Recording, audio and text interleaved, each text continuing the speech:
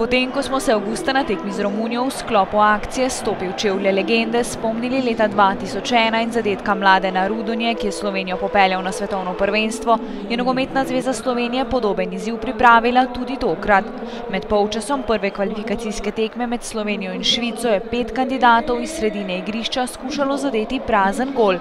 Čeprav je šlo za navidez enostavno nalogo, je bil uspešen le en tekmovalec.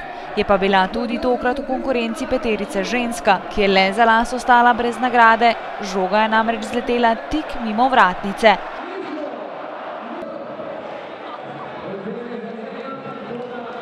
Veselil se je Matjaž Salezina, sicer strastni navijač slovenske nogometne reprezentance in italijanskega Interja. Imel sem dober občutek že preden sem sploh šel na zelenico, zato ker večkrat, ko se odeležim kaj takega, imam dober občutek, tako da ni bilo pretežko.